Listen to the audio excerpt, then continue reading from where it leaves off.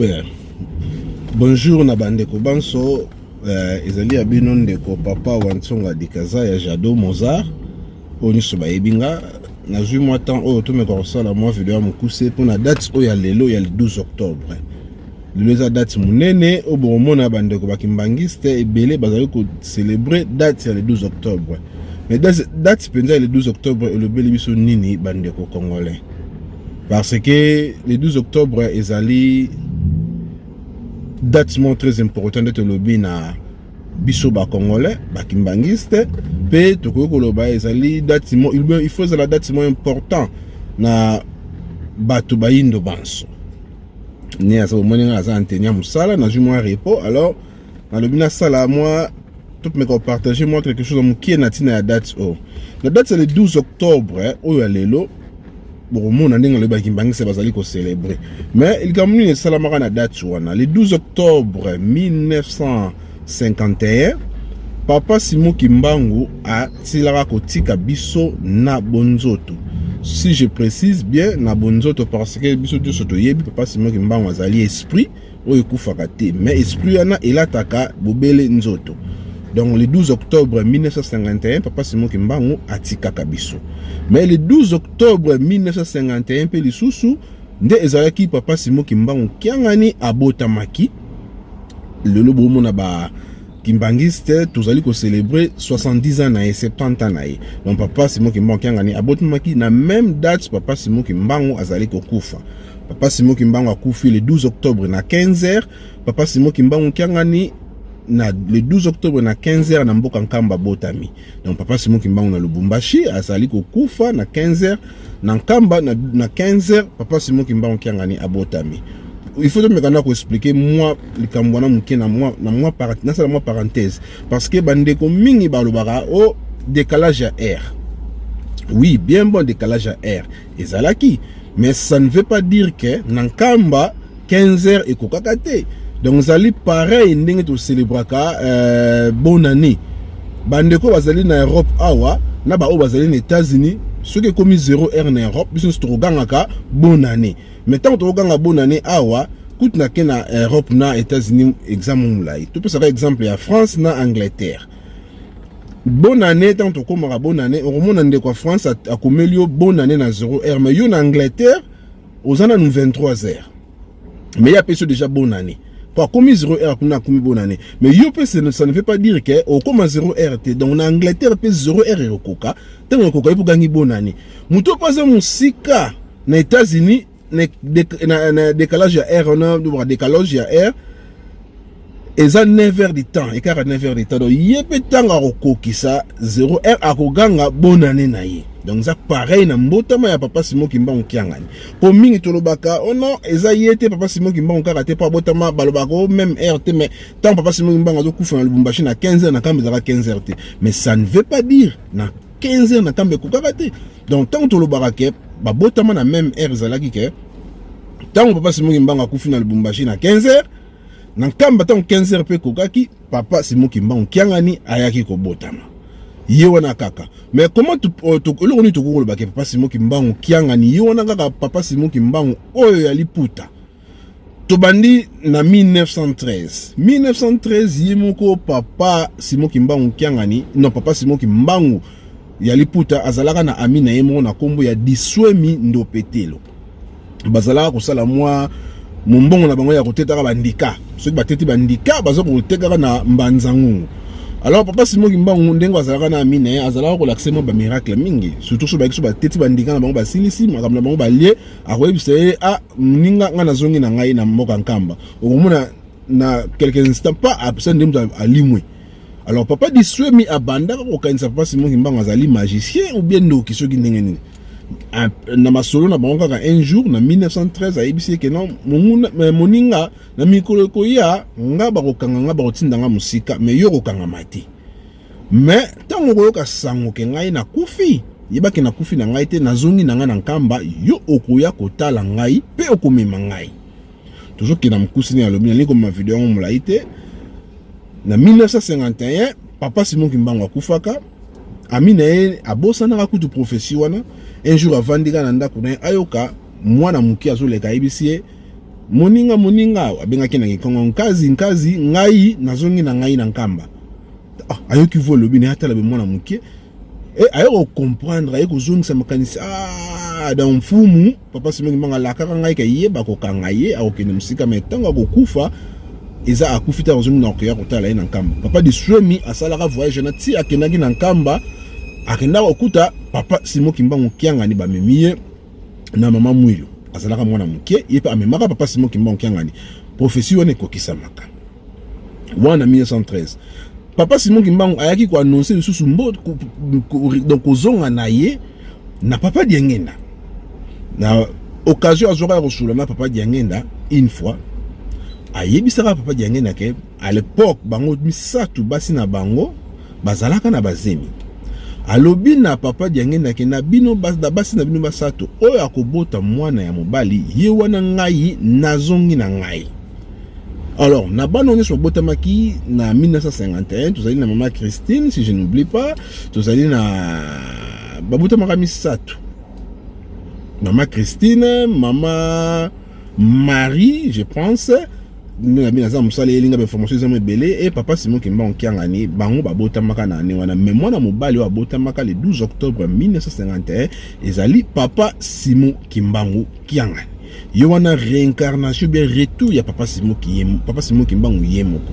Mais quand on a date le 12 octobre, moi kama mike bele na olobela. Quand on a date le 12 octobre, tant papa Simon Kimbanga ava kufa, ba prêtre mi balé bayaka ko rendre visite na prison. Na espoir que papa Simon Kimbanga sa la repentance. Ndenge za rabo mesine ba catholique ba pese mafuta. Bayaki osala ka pa kuma ko bela physiquement kuma ko sala moi fièvre. Ba monika papa Simon Kimbanga zo ke na kufa maya mutu ko ba pakole mafuta soki comme ça. Tant bayaka na entretien na bona papa Simon Kimbanga ba senga ba pakole mafuta mais papa Simon Kimbanga posaka ba question le bon ngai na kotika bino bo pakola bo na kosala repentance na bino ba prêtre ya Nzambe soki boyebi singa mukolo na kokufa na air ba prêtre na ba ko limbola ngote papa Simon Kimbanga benga na bango boke na bino. Mais tant que la na sima, babiloko na zoloba ezali ba témoignage ezali tina YouTube, bokomo na témoignage ya papa Sakwa Meso, je pense. Sakwa Meso azaka soda o akutamaka tant papa Simon Kimbanga zokufa. Quand on a date le 12 octobre wana. Balalaki papa ekomaki avant kufa, papa Simon Kimbanga ateyaki ba soda bazalaki ne pembe na sololi na bango pe ayebisi bango ke ngai na kokufa na ngonga ya 15h na lobby après ça bango na kokufa lobby donc les 11 ayebisi bango na kokufa na ngonga ya 15h moko mwa lobby bango ba mona rango pe net maseki ekomaka pe na air wana papa Simon Kimbanga sololi na bango après si bango ba revoir bazomona ye azoloba normal net nga azoloba boye mais tant ngonga 15h ekokaki alobi na bango sous avant 15h beta nde na 15h juste papa Simon Kimbanga s'allonger moko ami beti koto 3 fois ami beti koto 3 fois pe akangi misu ko kende nyosho yango wana bango bazomona tima seki batela muto akufi ko akufi papa Simon Kimbanga akufi babengi ba belge ba belge ba yaki ba moni Kimbanga akufi po papa Simon Kimbanga azalaki ko troubler bango mais sans oublier que ba ndeko ba belge ba yebaka sekele ya papa Simon Kimbanga azali Nzambe. Alors na kufa na ye wana bazwaki nzoto na ye pona bakende basala yango autopsie. Toujours que na lombango tant basali nzoto papa Simon Kimbanga autopsie bafongola bamona organe moko te na nzoto na kati ya nzoto. Alors mutu nini oyo akovivaka na mokili oyo azali na ba organe te motema eza te ba foie ba poumon eza te donc vide bafongola bamoni muti donc vide na kati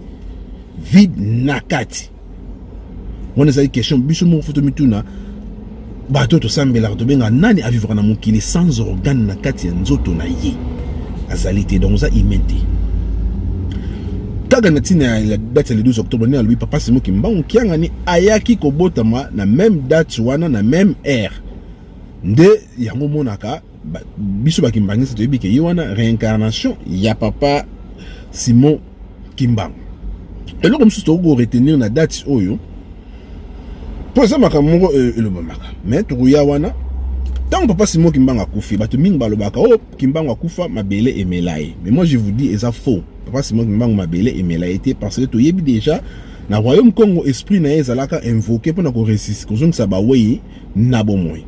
Mais le 12 octobre tant papa Simon Kimbanga Koufi na même jour au papa Simon Kimbanga Koufi le 12 octobre na même jour ba monier azoté à quelque part à la titenia ba soda. Mini to critikaka oh akufa mabele melaye Yesu Christo a c'est quoi après 3 jours. C'est parce que tout ça la kaba recherche bi to tanga raté. Makambo Yesu Christo a c'est quoi après 3 jours. Oui, ton dimi yango mais parce que ba noko mindele ba juba tieli biso ngona makomi to so tanga avec conviction. Mais yayo moko moyindo ozuko kotanga yango te mais moi je vous le dis, ezali pe na makomi.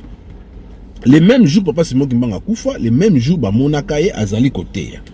3 jours après ça, ba Belge ba sepelaka parce que bazali ko célébrer liwa ya papa Simon Kimbanga. Ba salaka fête na hôtel, je pense ça hôtel Regina à l'époque. Ba sali fête pour nous célébrer à mutazanda ko déranger biso Kimbanga kufa 3 jours après. Alors papa Simon Kimbanga kufa je pense un vendredi aussi. Dès qu'on colle sur Koufara un vendredi, le 3, le 15h, et le 12 octobre, un vendredi, à 15h à Koufé. Ça reste à vérifier, on a une précision dans la vidéo. Basali ko célébrer mort à papa Simon Kimbanga. Mais, Moutou à Koufi, basali ko célébrer mort après 3 jours, batala abîmé, bon, on a 4 fêtes. Panique totale. Batouba panzana, donc panique, pagaya makasi. Bamsous ba kiba, bamsous ba boukana, donc, babara sauf qui, moi, na bendana. Bon, je suis bayo to le baka que papa Simon Kimbanga mabele melaye. Est-ce que toujours est fort pour ça la recherche pour n'envoyer ba penza makam to le baka bon nzela tout ça à l'kuta. Moi je vous confirme que papa Simon Kimbanga a c'est quoi kaka les mêmes jours à Koufaka 3 jours après sous ayaki komona. Nazo kena lomba on a une vidéo umela naza na musala naza pena répond. Alors to yena likambo papa Simon Kimbanga kiangani. Ndenge to lobi yewana kaka papa Simon Kimbanga aliputa mais to batuming bakota yango doute. T'expliquer bien déjà qu'il y a beaucoup la même date, la même heure, bah tu as un doute. Parce que tu as le baraming, il y a beaucoup le 12 octobre, il y a beaucoup le 12 juin. Bah tu as bamba date c'est le 12 juin voilà. Mais il faut te expliquer quelque chose. Pourquoi bah tu vas comprendre les Cambouanate. C'est-à-dire quoi? Tolanda témoignage il y a Mbuta Nabiso Simaro Lutumba. Tant à lobby à l'époque, il y a pas c'est comme il fallait que ça la Simon. Mais à l'époque ba Belge on a opesa mwana kombo ya Simon muto moyindo bazo mona neti oza ko nommer na sima ya Simon Kimbanga donc ba fallait ki kombo papa Simon Kimbanga ezala donc radier ba longola yango donc okwe ko pesa mwana kombo ya Simon te yango mona papa Simaro ou bien Simaro Lutumba ba ka ko changer kombo na ye po balinga kata zo kombo Simon. Est-ce que imaginons mwana mukie oyo abotami na même heure na même date ba pesa kombo pe Simon Kimbanga. Ba Belge o ba yeba ki s'écrit à papa Simon Kimbanga. Ba nga ba sala papa Simon Kimbanga kianga nini. Ba nga ba luka ba bomae. Même kolo su tongu Hérode bandaka ko luka boma bana mikie. Nzamba zala ki capable ya ko limusa kolo so bomba quelque part. Mais yebisi ba parents na ba sala ki bomba sala ki bomoto. Bozo yebo ki mana Égypte. Est-ce que Nzamba zala ki na capacité ko limusa kolo suté. Mais abibo zo yebo ki mana Égypte. Donc de la même manière papa Simon Kimbanga tango abotami. Papa dialungana ayeko pesa ye identité ya mabe fausse identité o na kombo ya Kula Jacob pour papa Simon Kimbanga akwa papa Simon Kimbanga kiangani en tant que moi na bébé soki moi traitement moi ni pour que pas munganga moi classe fo ba ye ba na kombo ya Kula Jacob et belé ba yebili kombo ya Kula Jacob wana ba pesa ka fausse identité wana lelo soki yoza na bana na oboti bana 2 ou 3 4 moko na bango 4 na bango pesa fausse identité et que bango nyoso ta bande ko ba kola ba yebi ka na fausse identité wana ti ba kola ba yeba ka ya ndeko na biso botama na fausse identité ba yeba vraie identité na été soki papa yebisi bango te. Alors ba o nyoso ba kola na papa Simon Kimbanga kiangani ba yebela ka ye na ba camarade ba yebela ka na fausse identité wana mais ezali identité ya lokuta. Pourquoi na lobby bongo tangu papa diangen na tiki biso na bonzoto ya kokufa. Pardon, papa dit-elle, je voulais dire. Tant papa dit-elle à Kokufa, bana naye, ils sont vivants jusque là. Vous pouvez aller vérifier auprès de Bango. Bana naye, ils sont vivants. Papa dit-elle, papa diangen na banda ko pesa ye bamba biloko belé a bomba. Parmi biloko wana ezali passeport ya papa qui soloke le papa Simon Kimbanga qui a gagné le 22 mars 2018 na centenaire papa diangen na tombola passeport. Beaucoup ba comprendre tête utilité passeport wana. Papa dit-elle muta bomba yango Et parmi biloko a bombaka bana na ye bakenda ko découvrir certificat de naissance ya papa Simon Kimbangu kiangani na timbre ya likolo ya bébé. Tant papa kufi ndenga akufaki bazu biloko bakenda ko tika na nkamba et pas ya papa Simon Kimbangu kiangani. Certificat de naissance bien précisé Simon Kimbangu kiangani né le 12 octobre 1951 na timbre ya likolo ya bébé. Au côté tembe tuna bana ya papa ditele basé bazaka na Facebook ba ils sont encore vivants bango bakenda kotika biloko wana na komi na suka ndenge na lobi no likamba résurrection papa Simon Kimbangu zonga mais to basu likambu ya présence ya papa Simon Kimbangu kiangani na loa na ngina lo bango na mokusi. Papa Simon Kimbangu akufi le 12 octobre 1951, le 29 juillet abimeli ba relégué na loa biso stoyebi likambu wana après 9 mois abimeli ba relégué na loa. Maintenant papa Simon Kimbangu ayaka na loa, il n'était pas seul. Azaka accompagné na 3 personnes. Alors 3 personnes bazalaki na manana.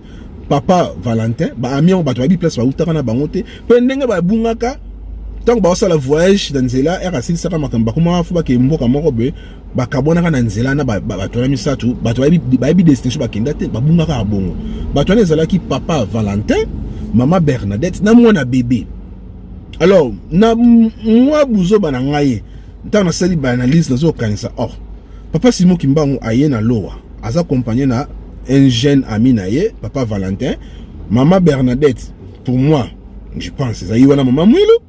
Papa Valentin wana neke papa di angenda et le bébé en question, c'est papa Simon Kimbangu kiangani. Pour le bébé, azaki bébé penza mukete mazaki mwana mukie, nazo ba bébé mais azaki mwana mukie, ya ba moi 9 mois wana na ko précédé mazaki mwana mukie maman Bernadette azaki komeme na Mukongo.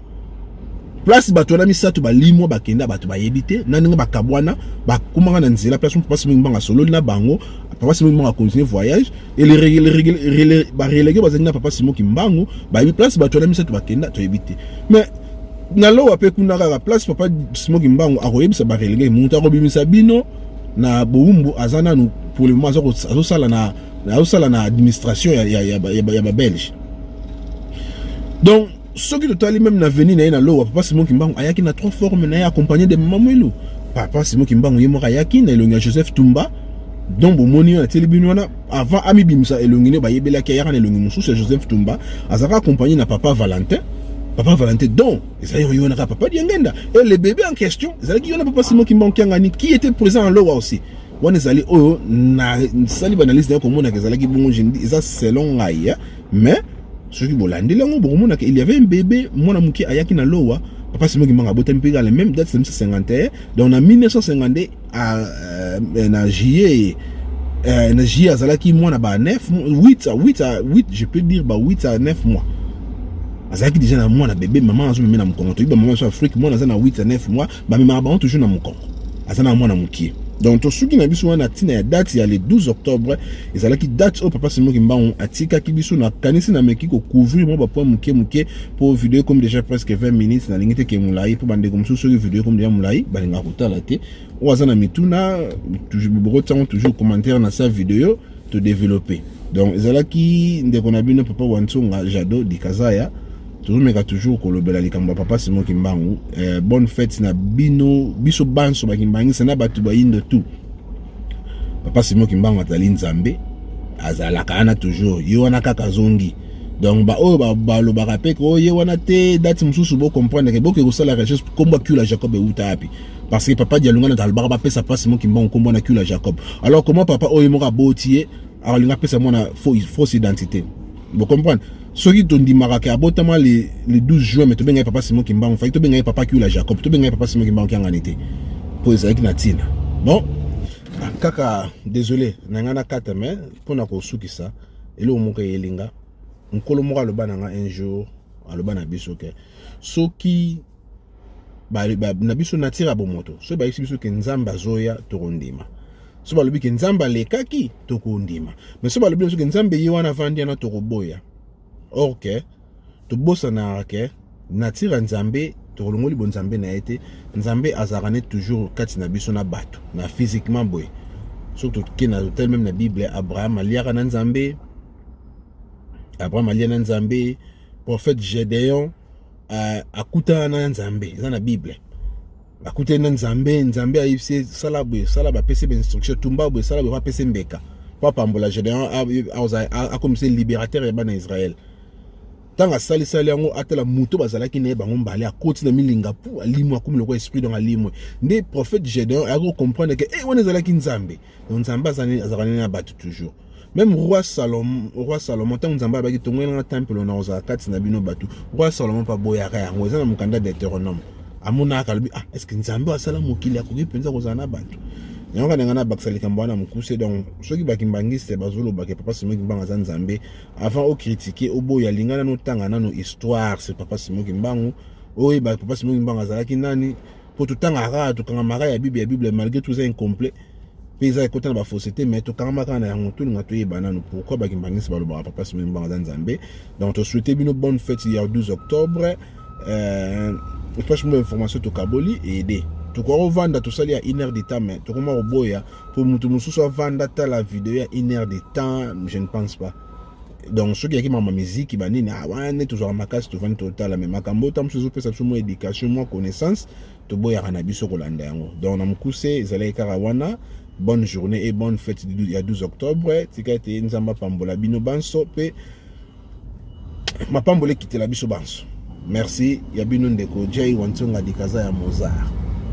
Mais to suki si angoti to suki si ango pona ko souhaiter joyeux anniversaire na moto na nzambe moto na nzambe ya solo et puis ya munene yenani papa Simon Kimbangu kiangani balobi lelo bana papa tout bazaya ko sepela balobi lelo ko zala somo donc tata molimo santu balobi lelo semaine mobimba oyo na kamba ekozala somo kuna na Nouvelle Jérusalem na kamba ekozala nde fête na fête